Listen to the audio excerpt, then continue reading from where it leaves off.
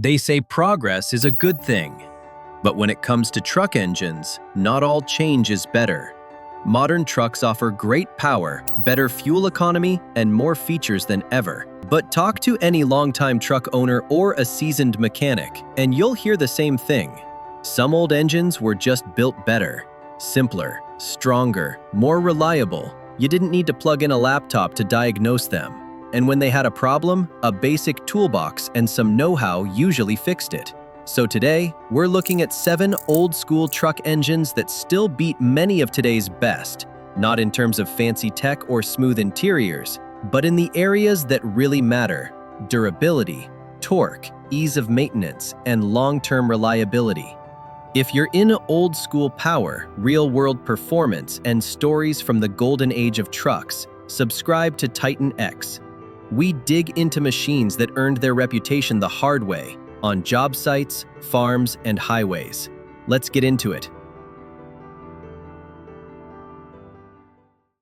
We start with one of the most respected diesel truck engines ever made, the 7.3-liter Power Stroke, used in Ford Super Duty trucks throughout the 90s and early 2000s.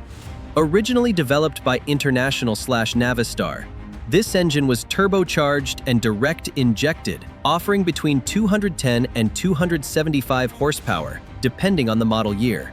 But what really made it special was the torque, over 500 pound-feet at low RPMs, and its incredible lifespan.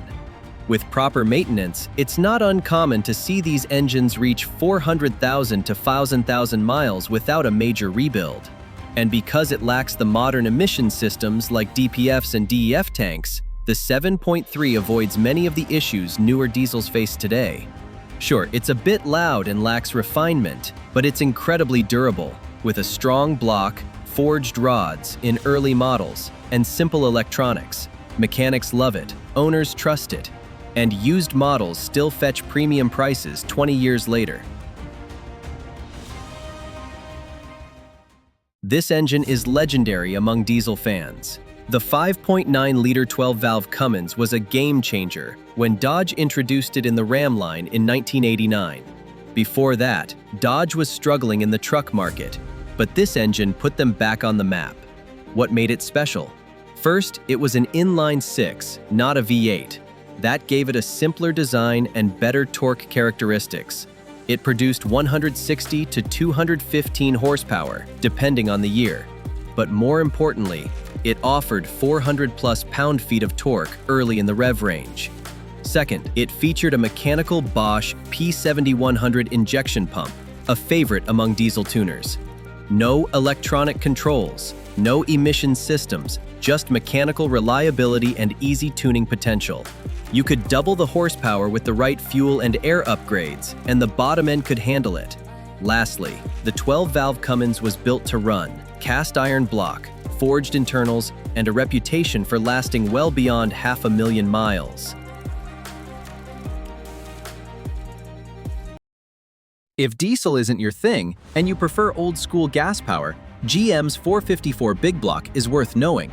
Officially a 7.4-liter V8, this engine powered countless heavy-duty Chevy and GMC trucks, Suburbans, and vans for over 2 decades. What it lacked in fuel economy, it made up for in torque, over 400 pound-foot in later fuel-injected versions, and plenty of low-end grunt for towing.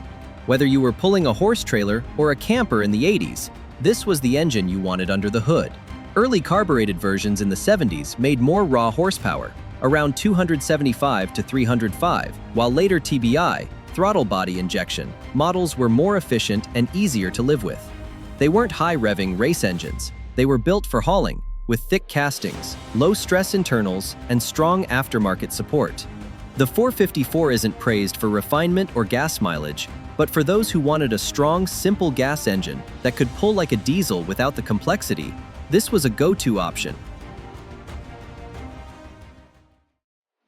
If reliability had a mascot in Ford's engine lineup, it'd be the 300 cubic inch straight 6. Used in F-Series pickups, vans, and even some industrial equipment, this engine developed a reputation for being nearly unkillable. It wasn't powerful by modern standards. Most versions made between 115 and 150 horsepower, with modest torque. but it delivered that power at low RPMs and just kept running. It had simple carburation or fuel injection, a cast iron block and head, and a design that rarely broke down. Owners loved it because it would start in freezing winters, run smoothly even when ignored, and last for decades. There are thousands of these still in service across farms, construction fleets, and old family trucks. And for people who value function over flash, the 300 i6 was hard to beat. At the very end of GM's big block era came one last giant, the 8.1-liter Vortec. Found in Silverado and Sierra HD trucks, Suburbans, and full-size vans, this was the last true big block gasoline engine offered in GM pickups. With 340 horsepower and 455 pound-foot of torque, it was a serious engine built for heavy towing and long-distance hauling. It had a cast iron block, hydraulic roller camshaft, and individual coil-on plug ignition, a mix of old-school strength and some modern updates. Its real advantage was durability with less maintenance than a diesel. It didn't require DEF, didn't need special oil, and didn't care about short trips or idling. It just drank a lot of gas. But if you needed an engine that could tow 10,000 plus pounds and didn't want the hassle of a diesel, this was your answer. Today, these engines are finding new life in RVs, project trucks, and even marine applications, proving their usefulness long after GM retired them. Now for something more modest in output, but famous for its strength, the 225 Slant 6. This Dodge-built inline-six had its cylinders tilted 30 degrees to the side, hence the slant. It allowed for a lower hood profile and better engine bay access. But more importantly, it was incredibly well-balanced and long-lasting.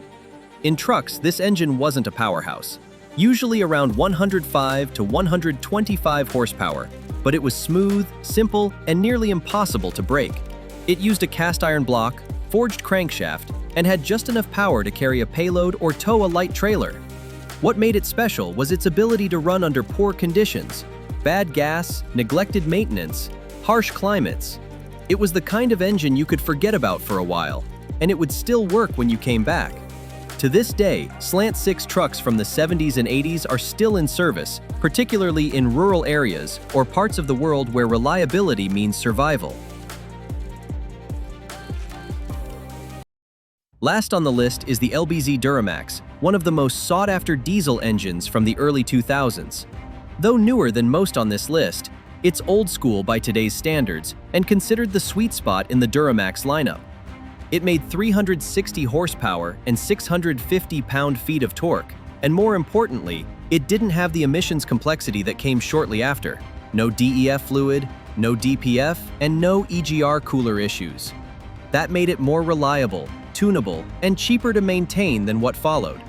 The LBZ was paired with the Allison 1000 6-speed automatic, which gave it excellent towing performance and long-term reliability. Owners love these trucks because they just work. They're strong, easy to modify, and far less sensitive than newer diesels. That's why clean LBZs are still selling for $25K to $40K, sometimes more. What do all these engines have in common? They were built during a time when simplicity, reliability, and strength were top priorities. They weren't designed to meet government fuel targets or software-based diagnostics. They were made to haul, tow, idle, and last for decades. If you've owned one of these engines or still drive one, drop your story in the comments. And if you enjoyed this trip back through the best of truck engine history, hit that subscribe button for Titan X. We post deep dives on muscle, classics, and the machines that still move us. Thanks for watching.